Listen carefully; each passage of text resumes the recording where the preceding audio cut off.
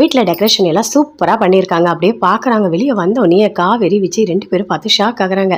என்ன இது வீடு ஃபுல்லாக டெக்கரேஷனாக இருக்குது, அழகாக இருக்குது அப்படின்னு சொல்லிட்டு அப்படியே பார்க்குறாங்க. என்ன பாட்டி இது அப்படின்னு சொல்லிட்டு, இங்கே பாரு காவேரி, உனக்கு இன்றைக்கி வளகாப்பு அப்படின்னு சொல்கிறாங்க. என்கிட்ட எதுவுமே சொல்லவே இல்லையே அப்படின்னு காவேரி சொல்கிறாங்க. ஆமாம், டைம் இல்லை, உங்களுக்கு ஒரு சர்ப்ரைஸாக இருக்கட்டும்னு சொல்லிட்டு நாங்கள் இப்படி பண்ணோம், ஏற்பாடு பண்ணோம். காவேரி, உங்கள் வீட்டிலேருந்து உங்கள் அம்மா எல்லாருமே சேர்ந்து வராங்க, இந்த வளகாப்பை நல்லபடியாக பண்ணணும் அப்படின்னு சொல்கிறாங்க. அப்படியா?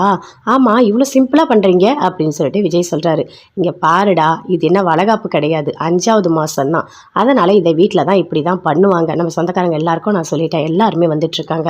இங்கே பாரு விஜய், நீ வீட்டை விட்டு வெளியே போகக்கூடாது, இன்றைக்கி கண்டிப்பாக காவேரி கூட தான் இருக்கணும், நலங்கெல்லாம் வைப்பாங்க அப்படின்னு பாட்டி சொல்கிறாங்க. சரிங்க பாட்டி, நீங்கள் சொன்னால் நான் கண்டிப்பாக கேட்பேன், நான் எங்கேயும் போக மாட்டேன், நான் வீட்லேயே இருக்கேன் அப்படின்னு விஜய் சொல்கிறாரு. அப்படியே சுற்றி சுற்றி எல்லாமே பண்ணுறாங்க. பண்ணோடனே அப்படியே பார்க்குறாங்க பாட்டி.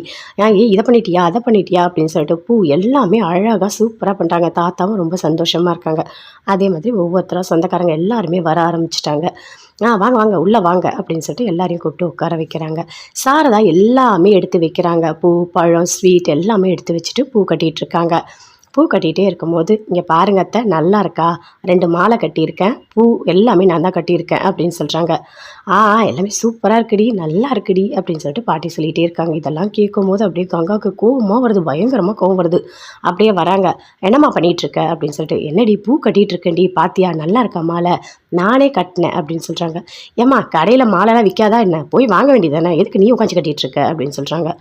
ஏண்டி இப்படி பண்ணிகிட்ருக்க, அவங்க திடீர்னு நாளைக்கே பண்ணணும்னு சொல்லிட்டாங்க. நைட்டு நான் போய் பார்த்தேன், மாலைலாம் வாடி போயிருக்கு, அது எப்படி வாடி போன மாலையை கொண்டு போய் போட முடியும், அதனால தான் நானே வாங்கி கட்டினேன், இதனால் என்ன இருக்குது அப்படின்னு சொல்கிறாங்க. பூவெல்லாம் கட்டிடுவேன், அப்புறம் எனக்கு கை வலிக்குது, கால் வலிக்குது, இதெல்லாம் சொல்லிட்டு இருப்பேன் அப்படின்னு சொல்கிறாங்க. ஏய் விடுடி, ஒரு நாள் தானே, ஒன்றும் பிரச்சனை இல்லை, பார்த்துக்கலாண்டி அப்படின்னு சொல்லிட்டு இருக்காங்க.